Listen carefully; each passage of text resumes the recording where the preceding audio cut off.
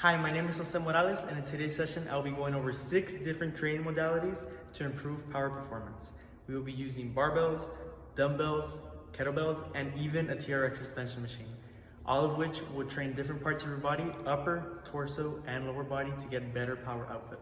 We will be doing a few Olympic lifts, a variety of different exercises, and I hope you take something from today's video. Let's get right into it. To start our warm-up, we will be doing jumping jacks for 2 full minutes. With the jumping jack, you can get your upper, torso, and lower body moving in unison to get your body physically prepared for the physical activities that are coming up.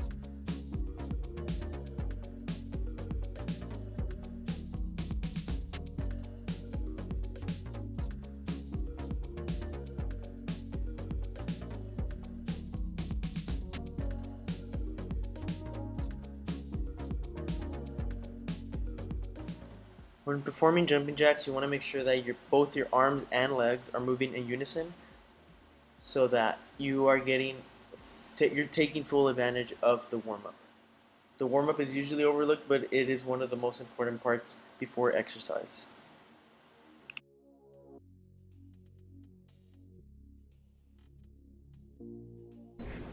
Next, we'll be doing mountain climbers for 1.5 minutes.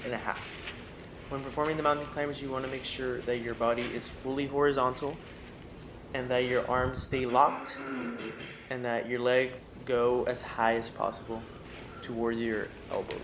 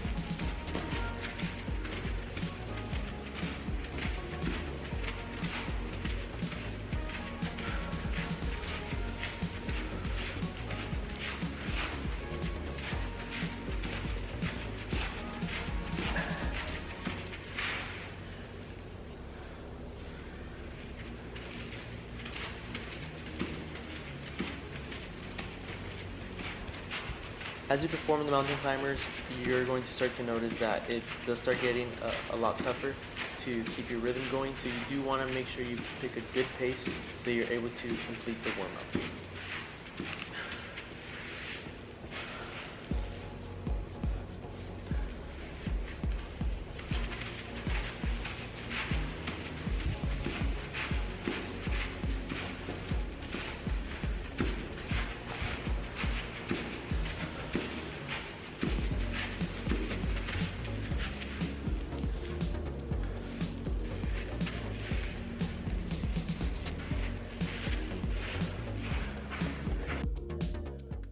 Next, we'll be doing standing side crunches. With the standing side crunch, you're able to engage your obliques and your adductor muscles in your legs and your arms to warm up unilaterally.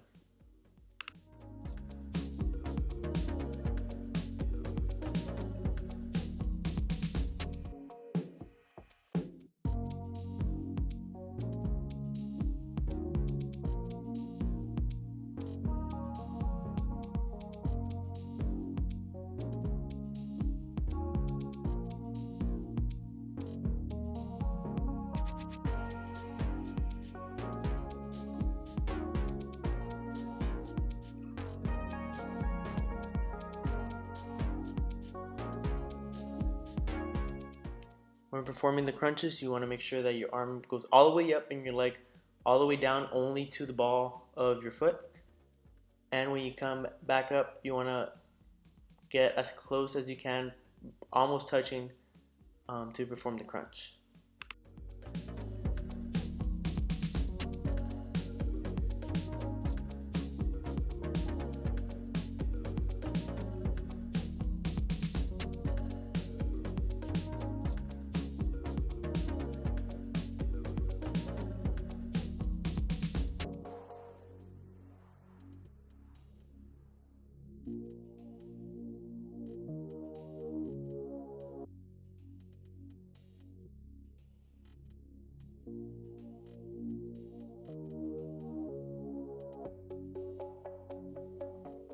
Next, for our specific warm-up, I chose to engage the upper body. For the first part of our specific warm-up, I chose incline push-ups to target your arms, shoulders, and a little bit of your core.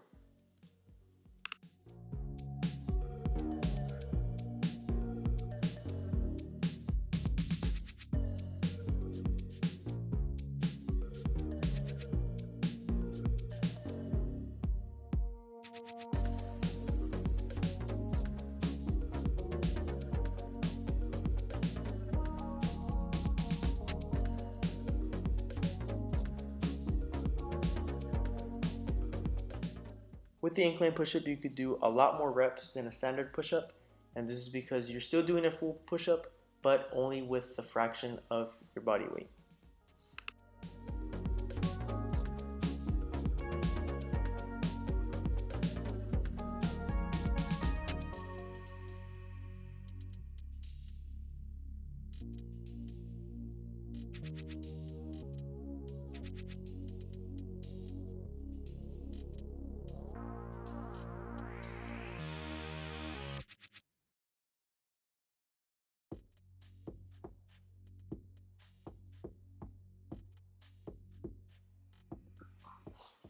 When performing the incline push-up, you want full range of motion, and you could also pause at the bottom to add some difficulty. Also, if you do have some wrist pain, you could flare your hands outwards, which will lessen the stress on your joints in your wrist.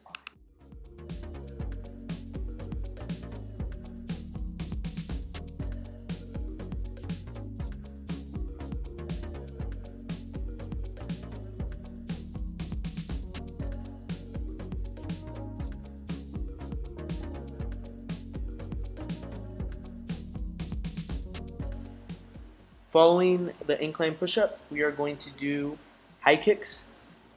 With the high kick, I chose this warm-up so that it would specifically target your legs and some of your lower abdominals. When performing the high kick, you want to get full range of motion. You want to go all the way to the very top, almost horizontal, and you want to touch with the opposing arm to the opposing leg.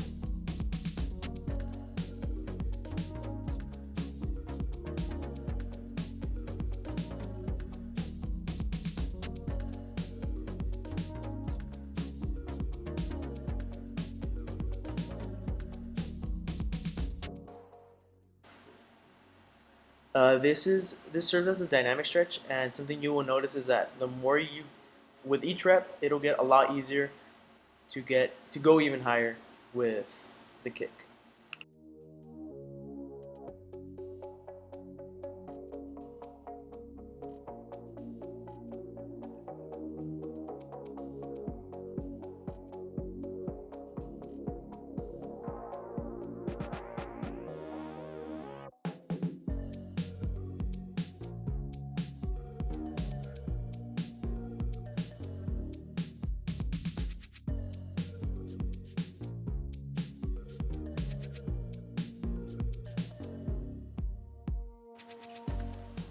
For the last part of our specific warm-up, we will be performing bodyweight squats.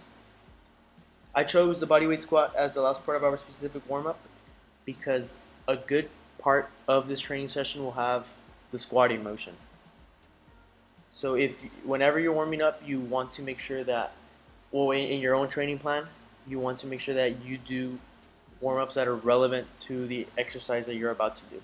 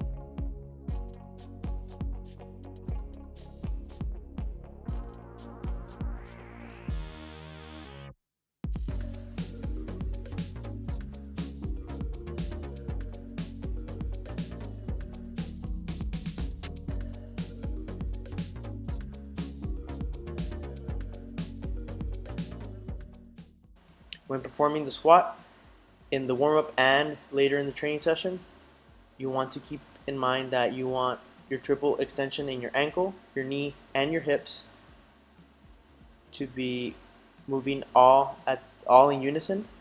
And as you're going down, you want to keep your shoulders retracted, you want to keep your head up, and you want to avoid leaning forward or swaying back.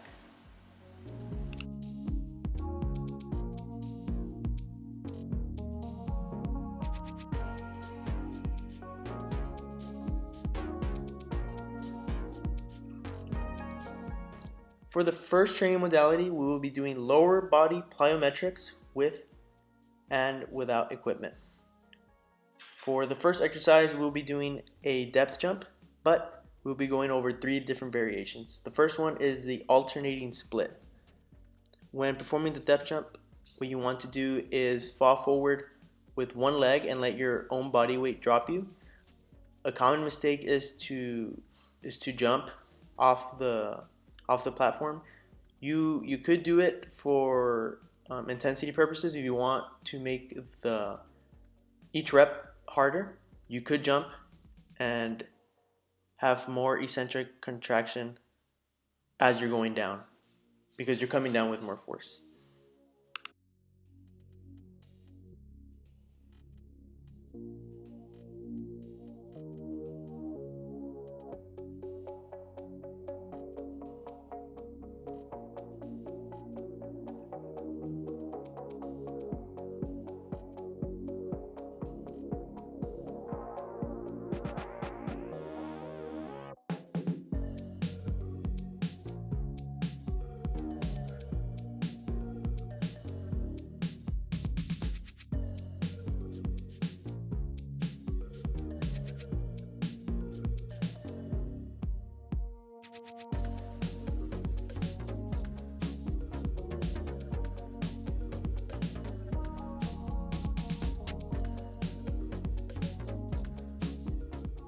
When performing the split, you want to keep 90-degree angles in your legs. Although it is a bit hard to do, given that you're coming down with so much force, you want to get as close as you can to a good 90-degree angle, and you want to get off the ground as fast as you can. The longer you stay on the ground during the eccentric movement, the less effective this workout will be for power. For the second part, we will be doing a tuck depth jump. All this is the same as the first one, but now we're introducing a tuck. So after you fall off the platform, you go right into a tuck motion, meaning both of your legs go up, your knees meeting to your chest, and you're almost hugging your legs as if you were doing a cannonball.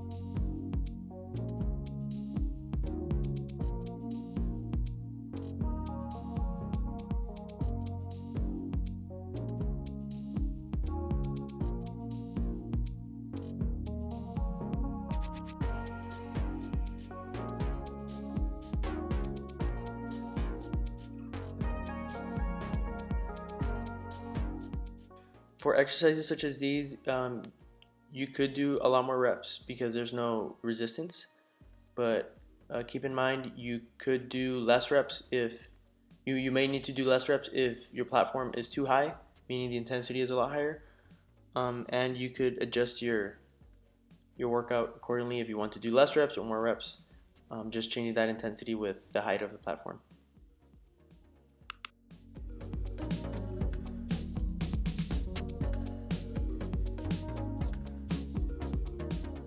When performing the broad jump, you want to get off the ground as fast as you can to take full advantage of the elasticity in your tendons. Remember, when training power, you want to, the purpose is to condition your body to explode or to recruit more fast twitch fibers. So during the workouts, you want to really emphasize on getting off the ground as fast as possible. Or if say you're pushing something, for instance a medicine ball, you really want to put some effort into it so that you're getting that fast twitch fiber recruited with each rep.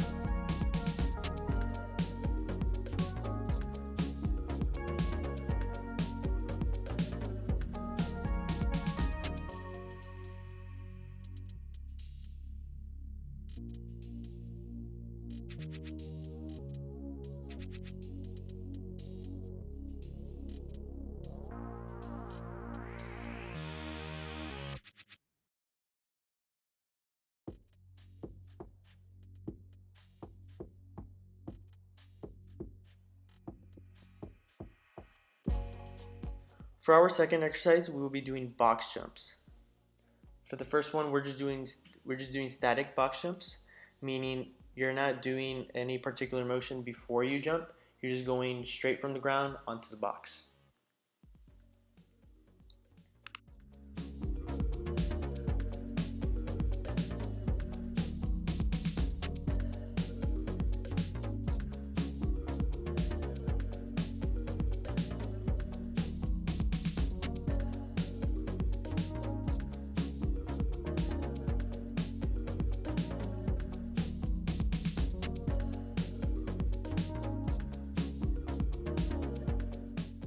When doing the box jump, you want to find a comfortable position when doing the jump, because if you're too close, you will end up near the end of the platform, and if you're too far, you will end up clipping the edge of the platform and not making it to the top. So you do want to get some practice in right before you start the repetitions, so that you can get quality jumps for the entirety of the workout.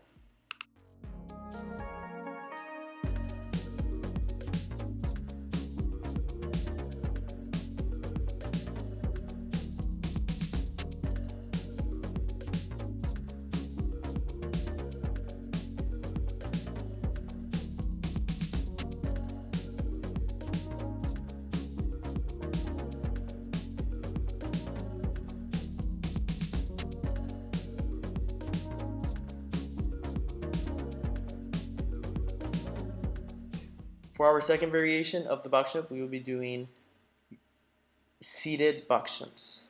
For the seated box jump, all you need is something to sit on. Here I just got a bench press bench, and you do want to find a comfortable position so that you're able to jump right after getting up. What you want to do is swing your arms backwards and use the momentum of your arms to get you off the seat onto the box. So the jump is still the same. The only difference now is that you have to create that elasticity, that that potential in your tendons using your own momentum from your arms.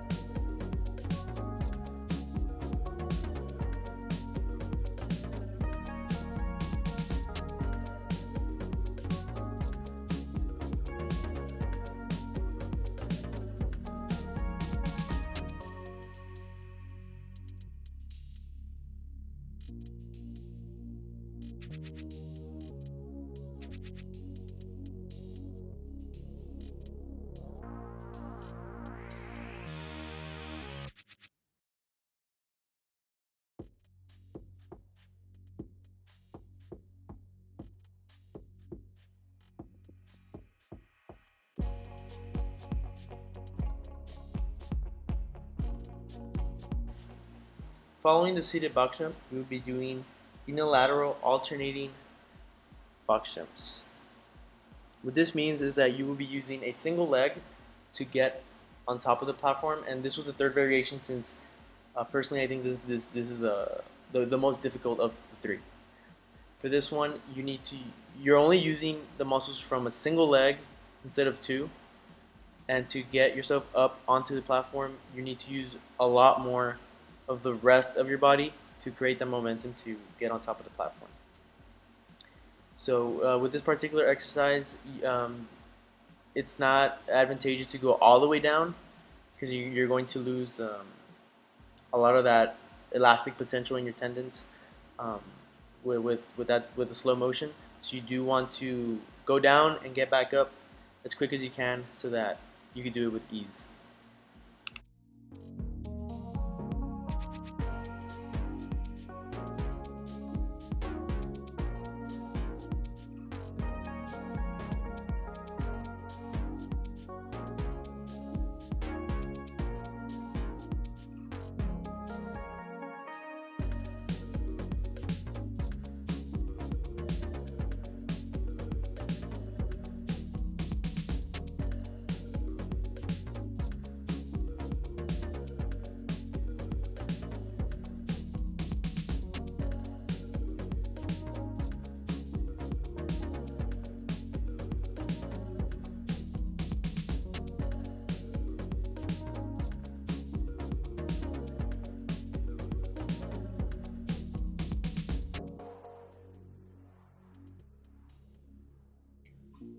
For our second modality, we will be doing upper body plyometrics with equipment.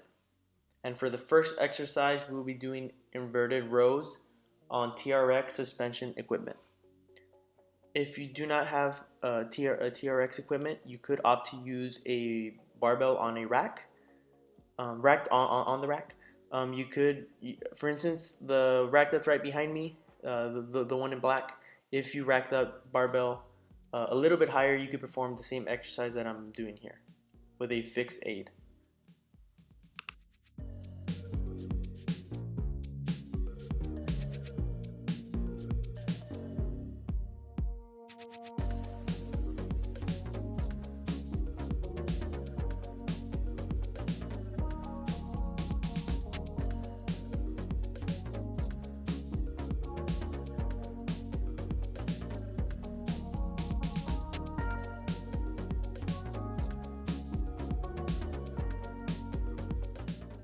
When performing these rows, you want to get full range of motion by protracting your shoulder blades at the bottom of the repetition, and once you get to the top, you want to retract those shoulders to engage all the muscles in your back.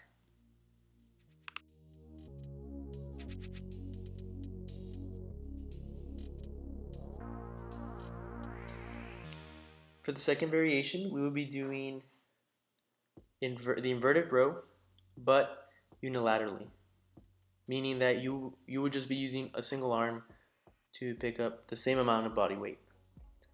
So this one is a lot tougher than the first. You do want to make sure that you keep your body square to the equipment. That way you're getting proper repetitions quality repetitions throughout the exercise.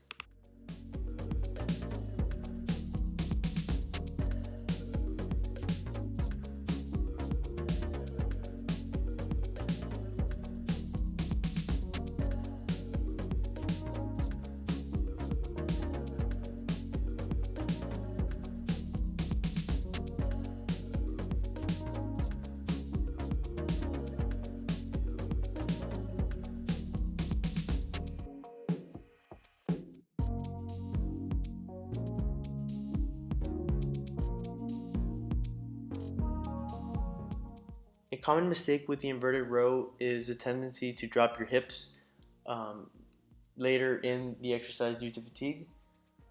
What you want to do is find a challenging but not impossible fixed position that allows you to complete all the reps as you desire.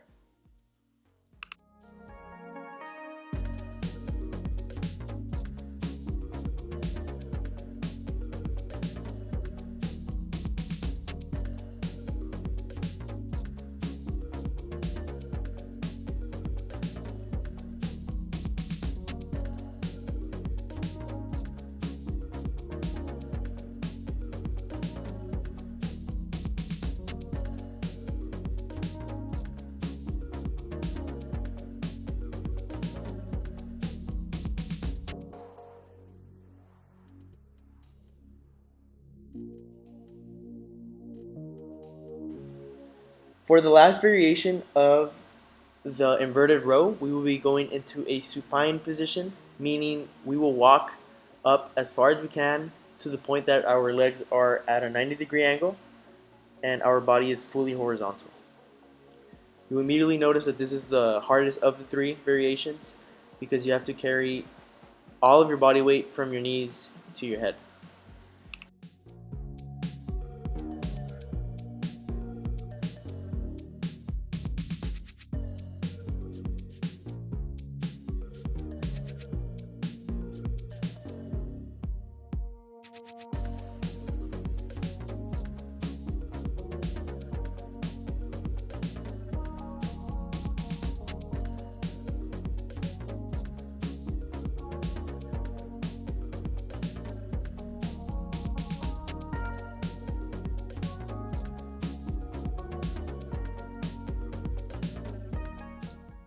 When performing these rows, it's okay to take breaks in between, since this particular variation is at its highest intensity in this scenario. When performing the rows, just keep in mind to have quality repetitions so you get the most out of the workout.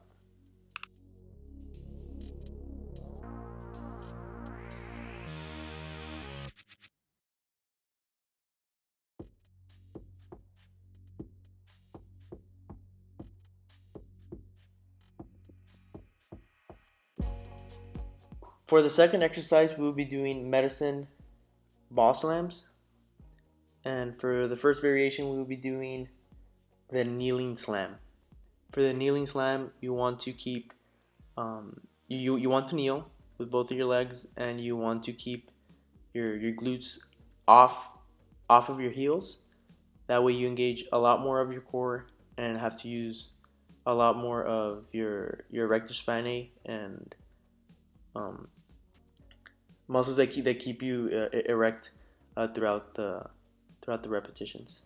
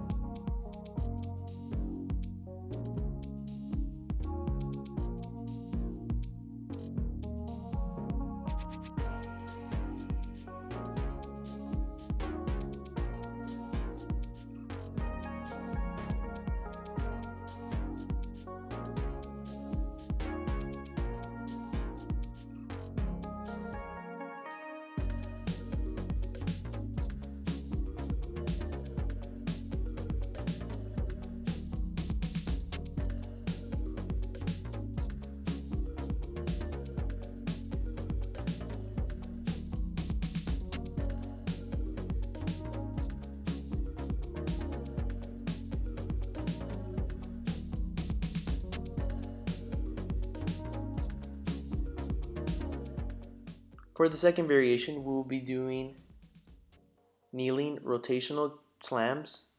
And for this one, this is the same as the last, but now we're adding the factor of rotation. With rotation, you will engage a lot more of your anterior and lateral deltoids and a lot more of your obliques to get that rotation.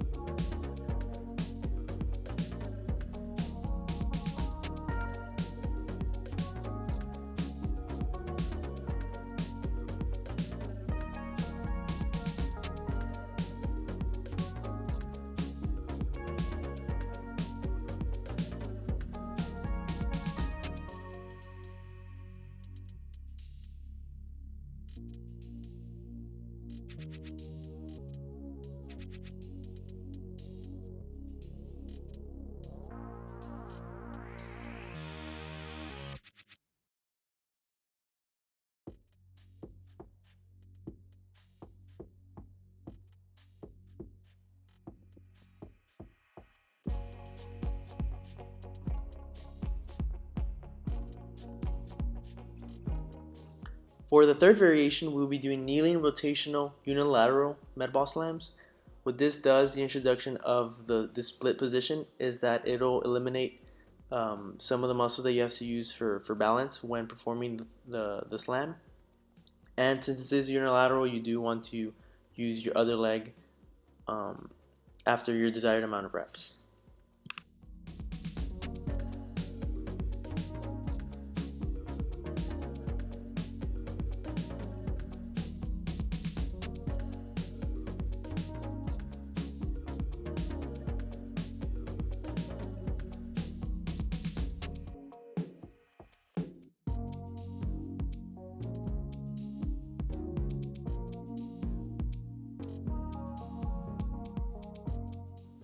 When performing the slams, you want to get full range of motion, full effort. That way, as mentioned before, so you get the most out of this workout.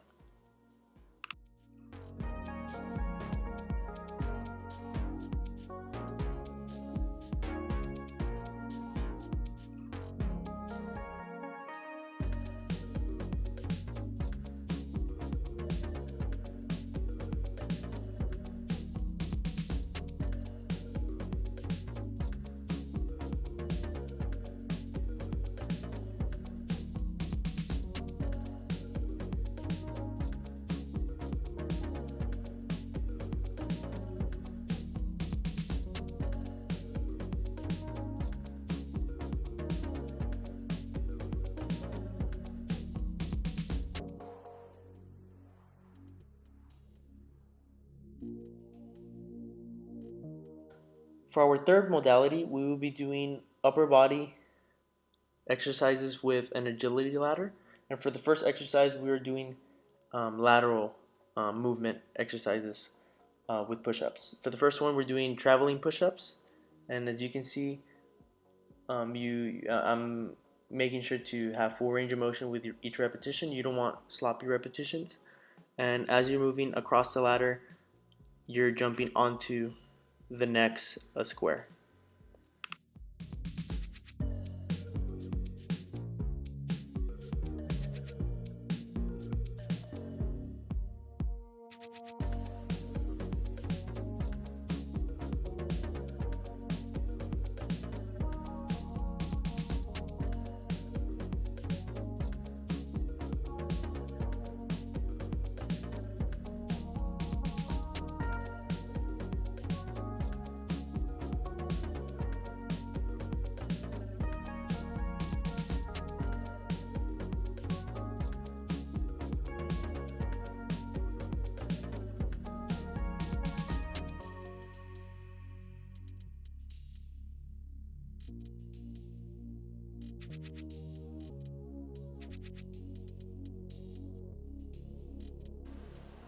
As with any push-up, it's always tempting to raise your hips to make the repetition easier.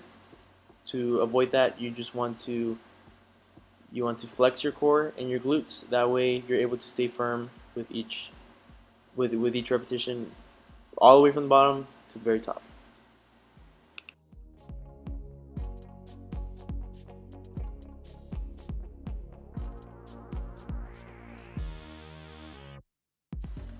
For the second variation, we will be doing in and out, 2 hands in and out.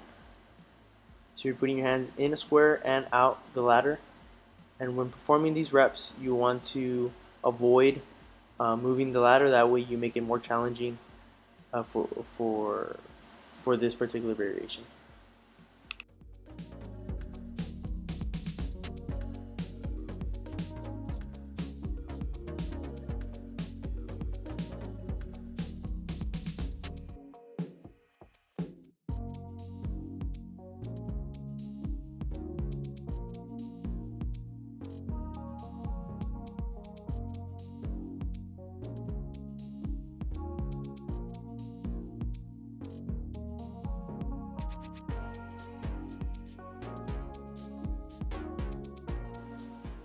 And these exercises, although they may look simple, they're greatly underestimated. Exercises like these, even just putting 2 hands in and out of a square, are challenging, already very challenging in itself.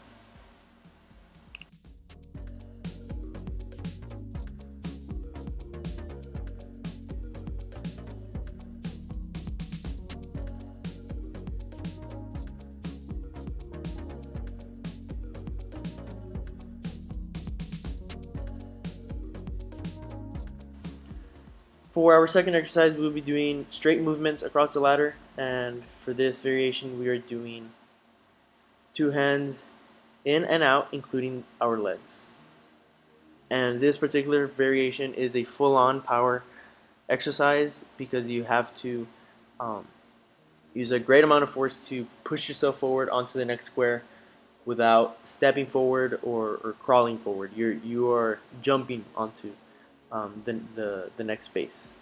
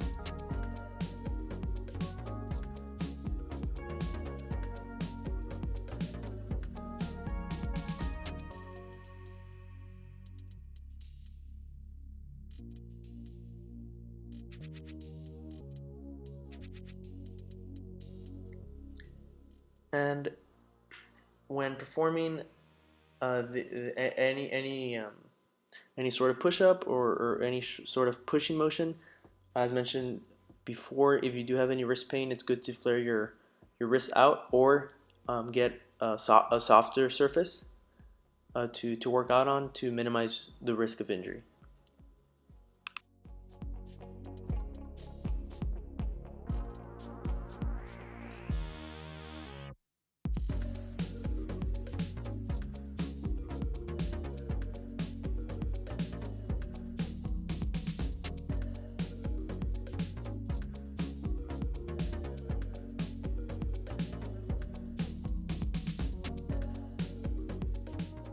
For this variation of a straight movement, we will be doing a shuffle, meaning that we will be doing a push-up on the right side of the ladder, moving onto the left side of the ladder.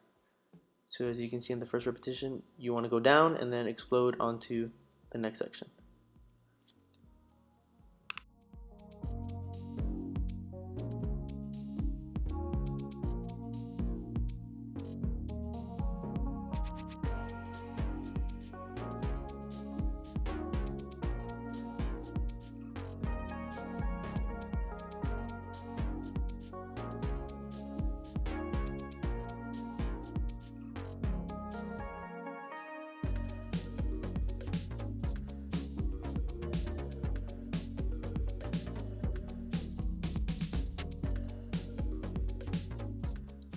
These are pretty difficult if you don't have much experience with plyometrics as myself. So it's good to go a little bit slower just to make sure you get the highest quality rep you can at your particular level of fitness. For the third variation, we will be doing very similar to bear crawls, but we will be doing two hands in and out using your feet to move forward.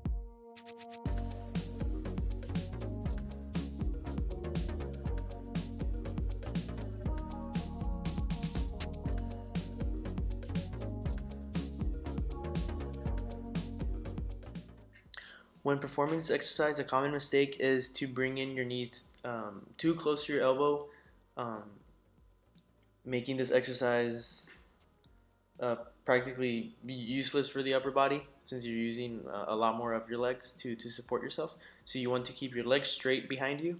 That way you are fully engaging your arms, pushing all of the body weight towards the front of your head.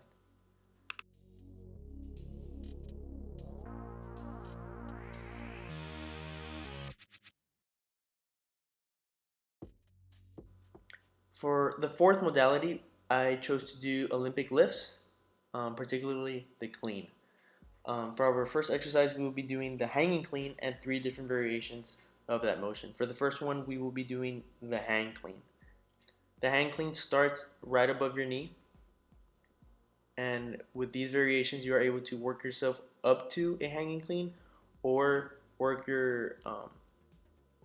work specific motions to improve your clean.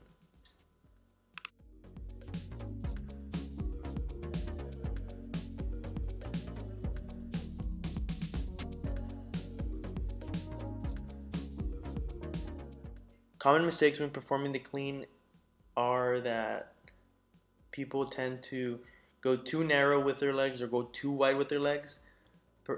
Preferably, it's best to keep your knees near shoulder width and your hands at shoulder width as well. If you find any discomfort when performing the clean, at the very top, whenever you're racking it onto your your um, your scapula, what you can do before performing the exercise is just find a comfortable position with your hands and your wrist and just mimic that same motion when performing the clean. As the more you do it, the easier it'll get. But when you're starting, you want to minimize the risk of injury.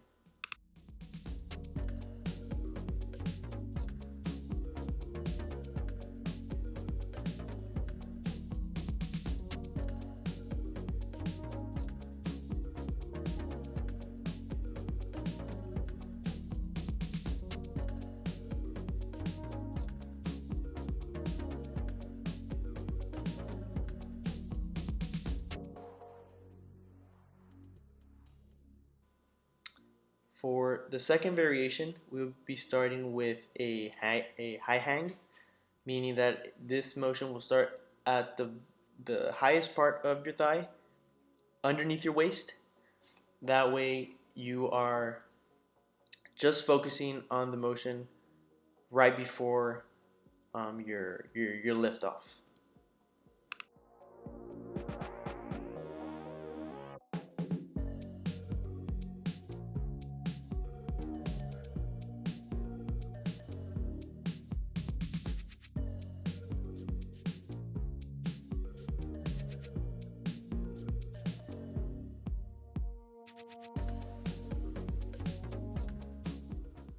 Since you're starting at a higher position, it's tougher to get that momentum going to rack the bar onto your scapula. So you want to do quick bursts um, of movement to really create a lot of potential in your tendons to um, to get the necessary force to get it up there.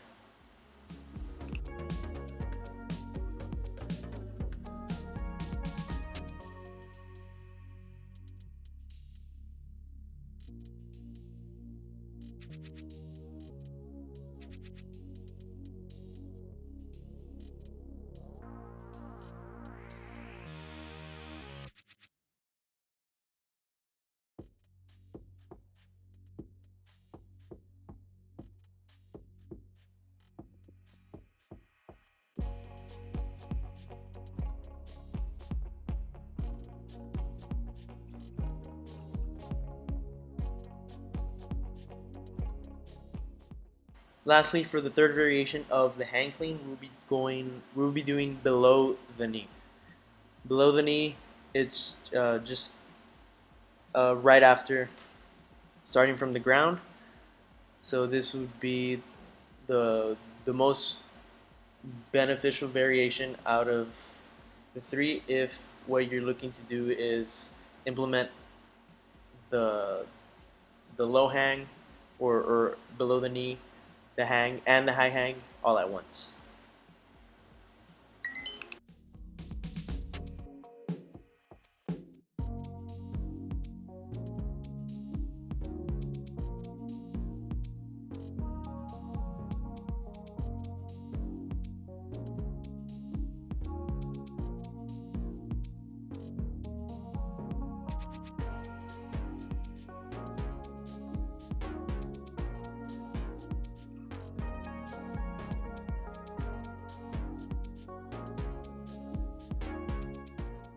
When performing the clean, you want to keep your back straight, your shoulders retracted, and you want to keep your body in line, as vertical as you can, to be able to create the most amount of power. Whenever you're leaning forward or leaning back, um, your power won't go straight up.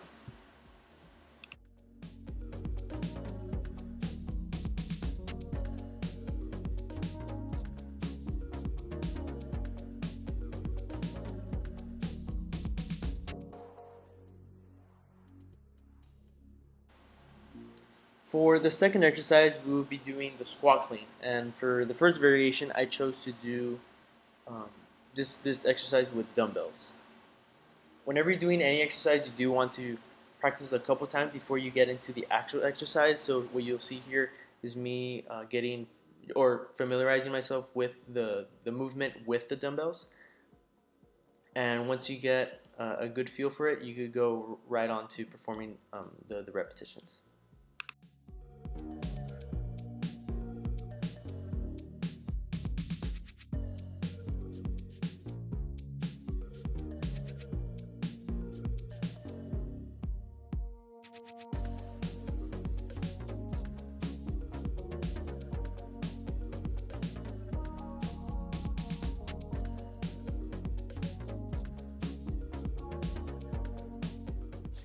When doing this particular exercise, you do want to get dumbbells that are challenging, but not impossible for your level of fitness, so that you could still produce quality reps for the exercise.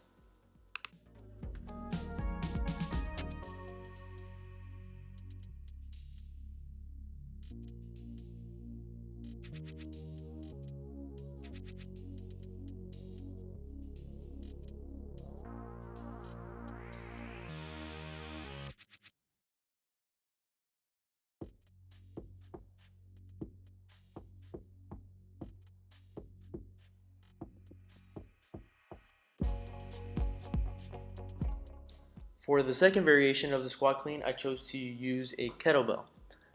When doing the squat clean with the kettlebell, your grip will change on the kettlebell throughout the motion. As you can see, I demonstrated right before I did the rep. You are going to you're going to switch from an overhand grip to a somewhat neutral grip on the lower end of the kettlebell handle. or whenever you rack it at the very top.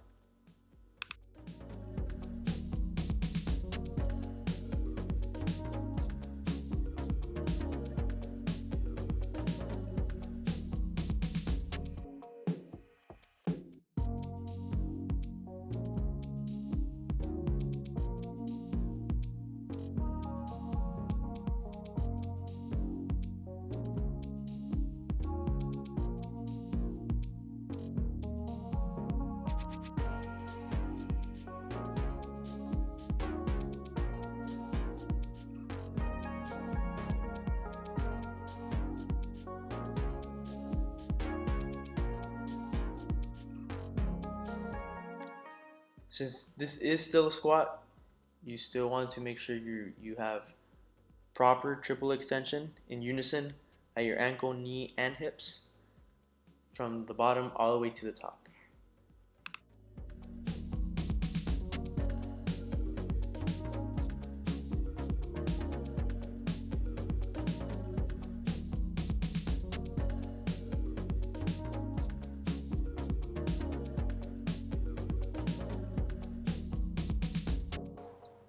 For the third variation of the squat clean, we will be doing high pulls. High pulls is just like your regular squat clean, but you aren't racking at the very top. So once you get past your knees, you want to go as high as you can with the high pull, with your arms flared out as if you were about to rack it.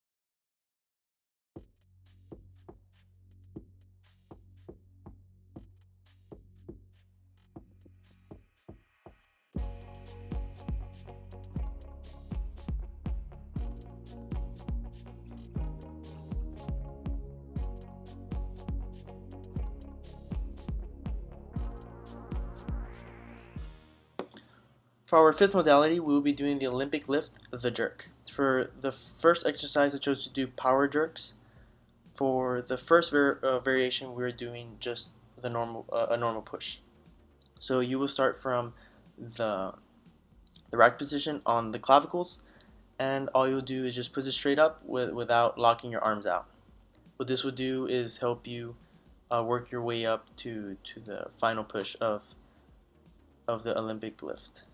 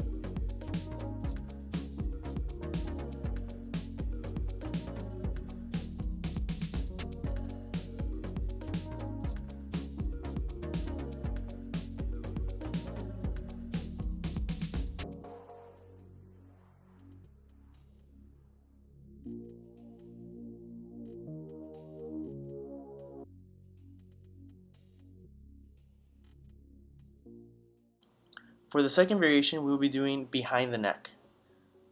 For this variation, you will be racking the barbell right behind your neck onto your scapula. And when performing this, you want to catch it as you're going down. Remember, for the Olympic, um, for this particular Olympic lift, you want to catch the bar above you by going underneath it.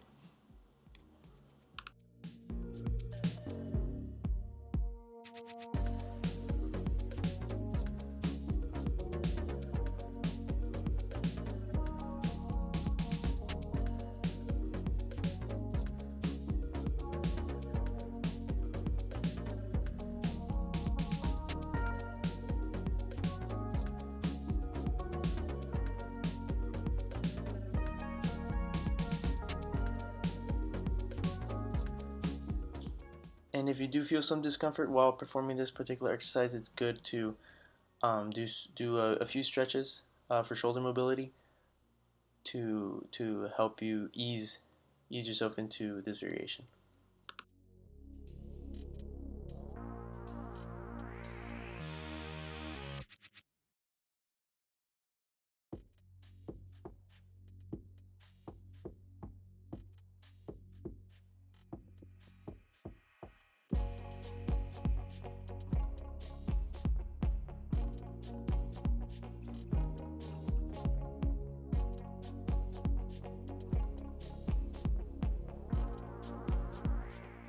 For the third variation, we'll be doing dips.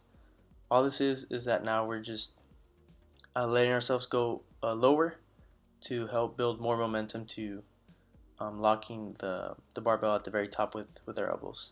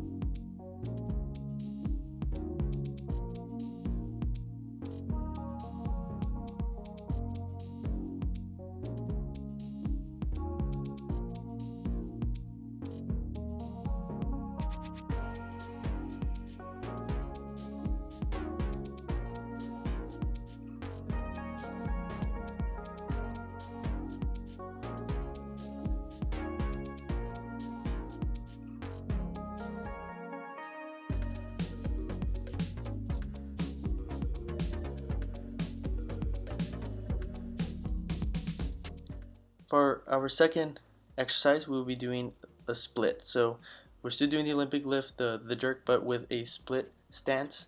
For this first variation, we're starting from the split and staying at the split. You do want to alternate your legs to strengthen both ends of your body. But what this is doing is forcing you to use a lot more of your upper body to lock that barbell at the very top.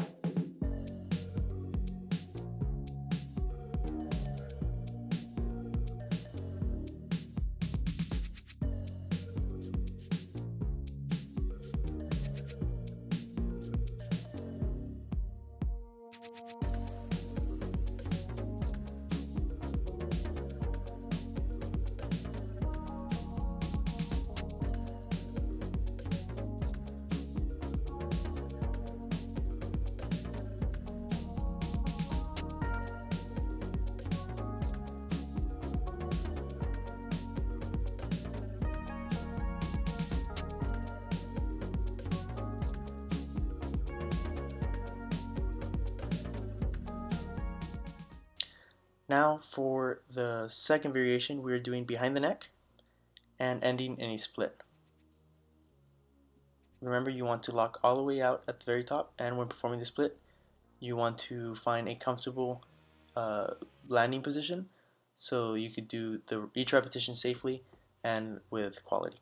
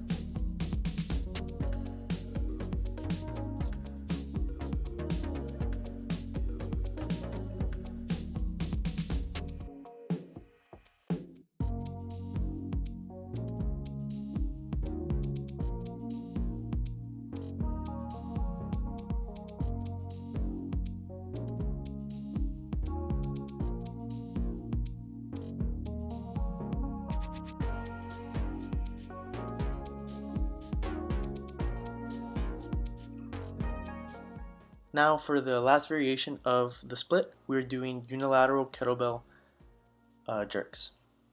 For this one, you want to get a good kettlebell, not too heavy, and you want to put it right up against your arm and lock it out at the very top, still performing the same motion, catching it as it's going above you.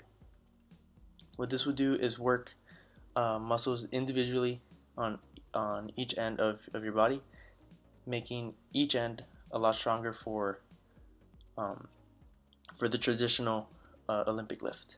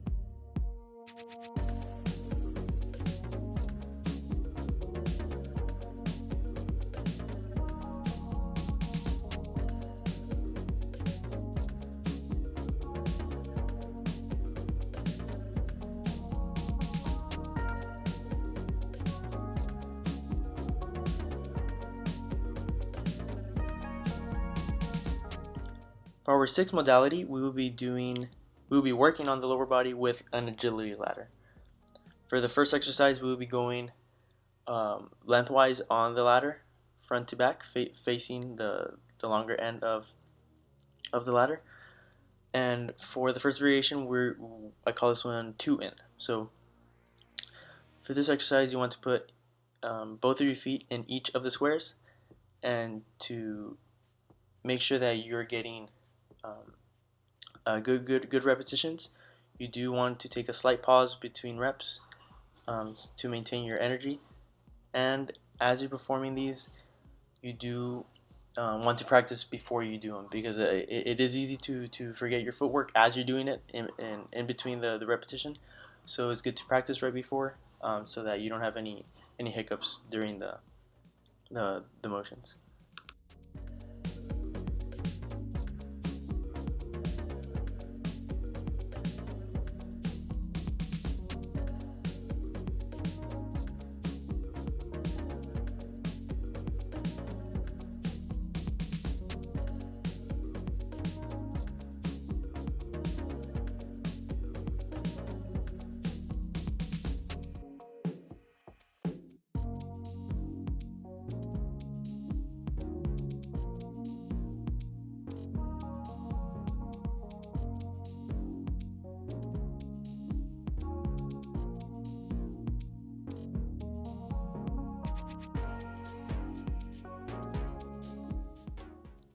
For the second variation, we are doing a single diagonal shuffle. For this particular variation, you are starting on one end of the ladder, putting both feet in one of the squares, and then pushing off one leg to go back into the same motion again. What I'm doing here is alternating from starting on the left side of the ladder to the right side of the ladder. That way I'm starting at different positions and putting my feet, making myself use different footwork for the repetitions.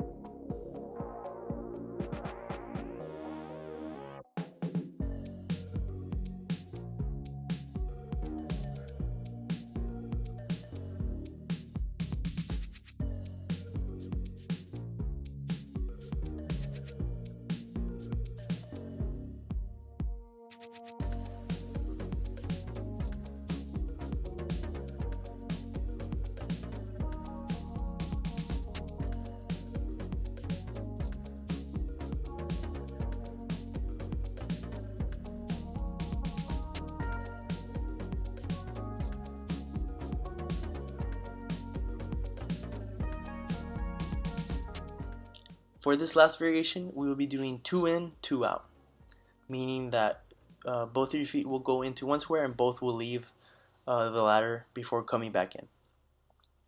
When doing these, you want to avoid moving the ladder. It is tempting to keep your feet lower to get through the motions quicker, but remember, you want to get quality repetitions, so you want to avoid touching the ladder as much as you can.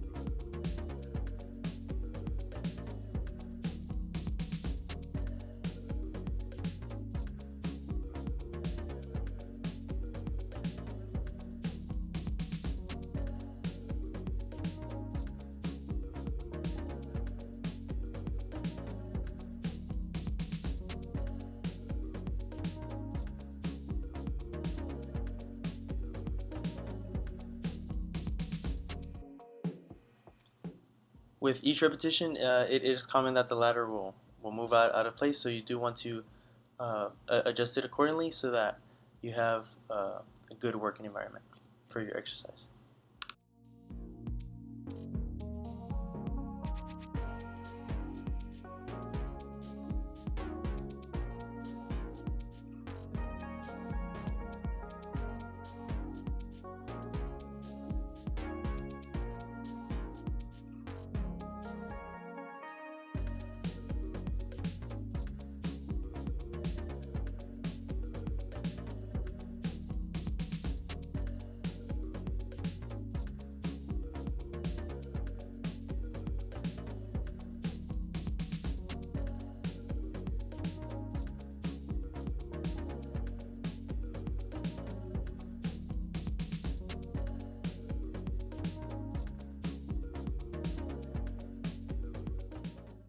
For our second set of exercises, we'll be doing lateral movements, and for the first one, we are doing 2 in. So same as last time, but now laterally, we're putting 2 feet in into each square, making sure that you stay completely upright, getting your knees up with each movement, and making sure that you don't touch the ladder at all costs.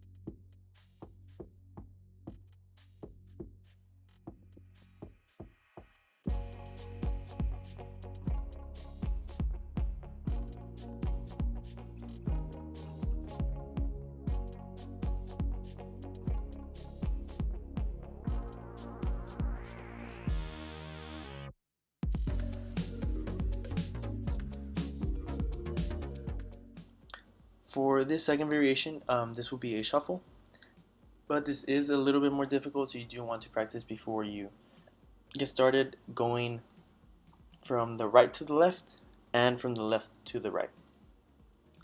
What I'm doing here is putting 2 feet into each square and pushing off of one at the top and at the bottom. Your footwork will change depending on your starting foot, but essentially what you're doing is exercising your push off.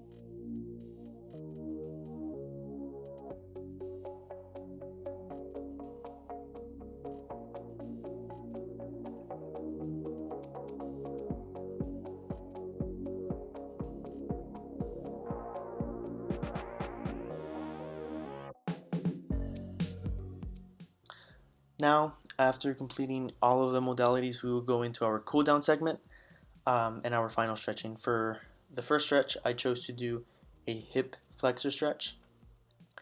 Following all those squats and following all those explosive movements, the hip flexor will feel pretty tense. So to get the best stretch, you want to get something firm, stable, such as this jumping box.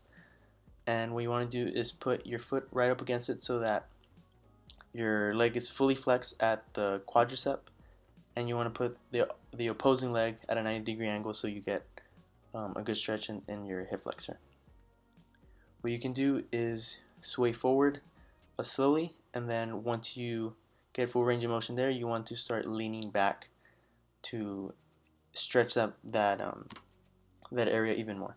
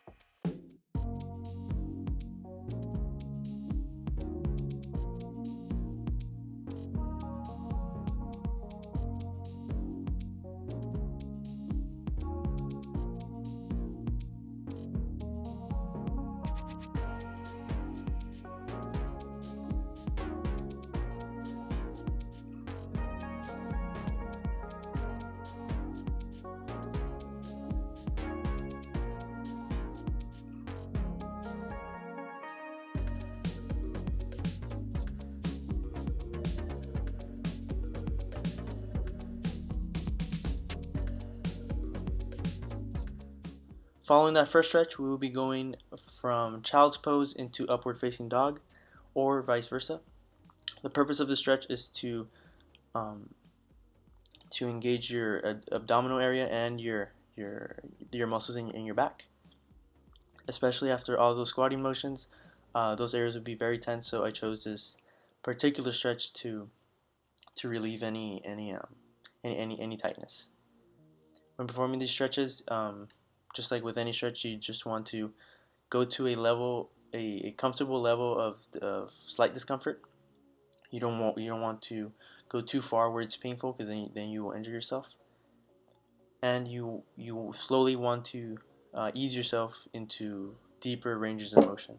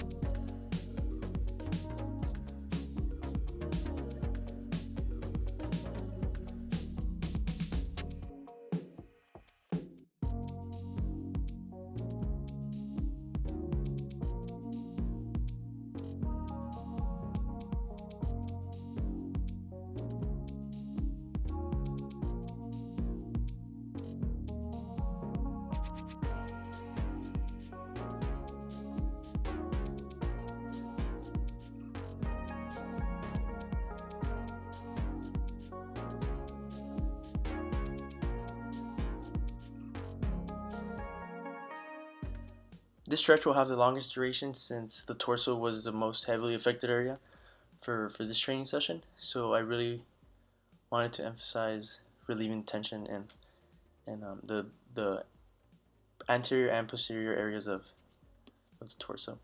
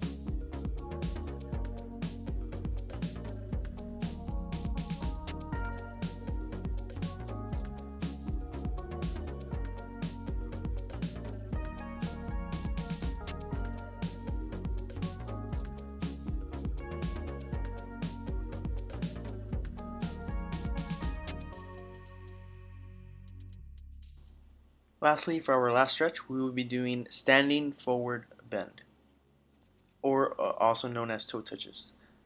With this stretch, we will relieve any tension in the gastrocnemius, the hamstrings, and the erector spinae, and we will also get some tension relieved from our delts, from our deltoids.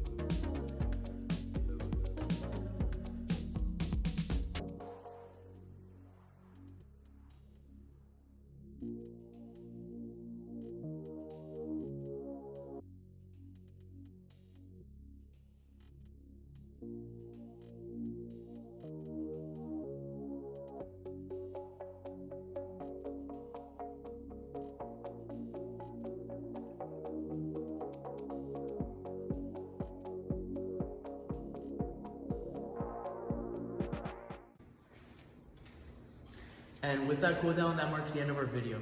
Thank you so much for sticking around to the very end of the video. If you guys have any concern or any questions, feel free to reach me in the comments below. Thank you so much for watching.